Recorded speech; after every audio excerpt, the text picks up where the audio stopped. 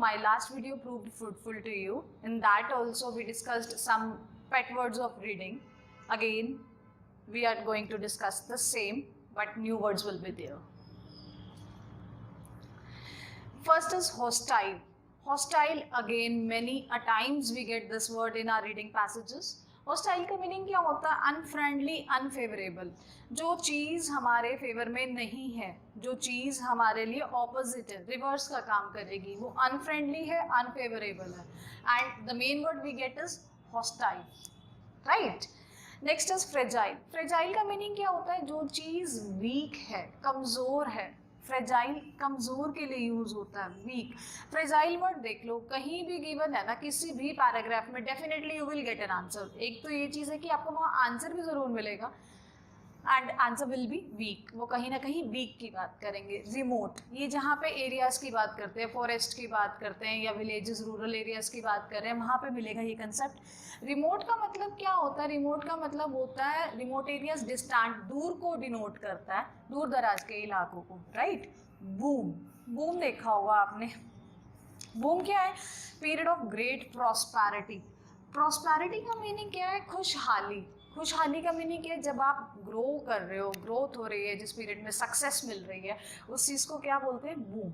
Boom एक ऐसा period है जहाँ पे आपको बहुत ज़्यादा प्रॉस्पेरिटी मिल रही है, खुशहाली मिल रही है. प्रोफाउंड. प्रोफाउंड कहीं भी आता है ना रीडिंग पैसेजेस में, इट मीन्स वो डीप की बात कर रहा है, कि वो चीज़ बहुत ज़्यादा गहरी है. Trekkers. Trekkers, I hope you have heard this word. ये क्या होते हैं? ट्रैवलर होता है. A traveller who makes a long arduous journey. Arduous का मीनिंग क्या है? डिफ़िकल्ट. इसका मीनिंग भी नोट कर लो कि जिसने बहुत ही डिफ़िकल्ट, कठिन जर्नी करी है, वो कौन है? ट्रैकर्स, जो ट्रैकिंग करते हैं. बेसिकली ये ट्रैकिंग से रिलेटेड टर्म है, करने वाले को ट्रैकर बोला जाता है. A traveller who makes a long arduous journey means difficult journey. Arduous भी कहीं टर्म आ रही है, इट मीन्स वो डिफ़िकल्ट का सिनोनिम है, right. Move on to the next word. What is written? Dilemma. Dilemma का मीनिंग क्या होता है? डिफ़िकल्ट सिचुएशन, की प्रॉब्लम में हो आप, किसी डिफ़िकल्टी में हो. स्पीकिंग में भी यूज़ होता है and in reading passages also you will get this word. Next is renaissance. Renaissance ये बेसिकली जब पुराने टाइम की बात करते हैं और कुछ बताते हैं कि चेंजेस आए हैं उस चीज़ में, उस पीरियड की बात कर रहे हैं, तो मेन वर्ड क्या है? रिवाइवल को डिनोट करता है, रीबर्थ. किसी चीज़ के पुनः जागरण की बात कर रहे हैं, उस चीज़ के दोबारा बर्थ की बात कर रहे हैं. Next is pray. प्रे क्या है? Victim. An animal that is hunted and killed by another. एक ऐसा एनिमल जिसका क्या किया है? जिसको हंट किया है और मारा है दूसरे ने. बेसिकली प्रेडेटर जो है वो शिकारी हैं और प्रे जो है वो उनका शिकार है. विक्टिम कह सकते हैं सिंपल टर्म्स में. ये क्या है? विक्टिम, पीड़ित, राइट. ये जहाँ पे हंटिंग के रीडिंग्स आती हैं, जिस पैसेजेस में हंटिंग के ऊपर आता है या फॉरेस्ट के ऊपर आता है, उस सब में मिलेगा आपको प्रेडेटर. प्रेडेटर क्या है? शिकारी. N animal that naturally praise on others. एक ऐसा एनिमल जो नेचुरली क्या है? दूसरे को अपना शिकार बनाता है. ज़रूरी नहीं है कि अब यहाँ एनिमल के लिए आए. अब जो लोग भी हंटिंग करते हैं या रूथलेसली दूसरों को मारते हैं, ग्रुप ऑफ पीपल के लिए भी यूज़ हो सकता है. ग्रुप ऑफ पीपल के लिए तो वो प्रेडेटर्स हो गए, वो लोग जो करने वाले हैं. इन्वेड.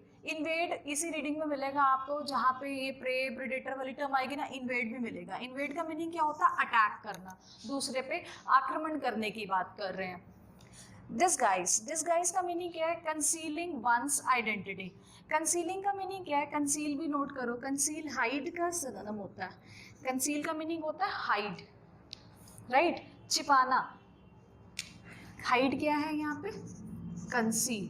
कंसील का मीनिंग क्या है? कि जब हम अपनी आइडेंटिटी को छिपा रहे हैं, right. It means disguise. Disguise का मीनिंग क्या है? Concealing one's identity. हाइड का मीनिंग क्या था? कंसील. रीडिंग पैसेजेस में जहाँ हाइड मिलेगा ना, ऑटोमेटिकली वो कंसील वाला पॉइंट लेगा, राइट. कंसील है तो वो हाइड वाला पॉइंट लेगा, राइट. और अगर डिस्गाइज दिया है तो इट मीन्स दोनों में से कोई भी टर्म मिल जाए, answer is there only. These words will give you answer, you can say. ये वर्ड्स जहाँ भी आ रहे हैं ना, आंसर्स देने वाले हैं आपको. So never ignore these words. Be careful, skimming भी अगर आप कर रहे हो और ये वर्ड्स आ रहे हैं ना, उस टाइम पे केयरफुल हो जाओ कि ये वर्ड्स आ रहे हैं ना, तो इन सेंटेंसेस में मेरे आंसर्स हो सकते हैं। वो कोई भी आंसर हो सकता है, विच पैरा कंटेन्स कर रहे हो आप, ब्लैंक्स कर रहे हो, शॉर्ट आंसर कर रहे हो, you will get your answer over there. Fine, I hope these words will help you a lot. Revise all these words at home. Thank you.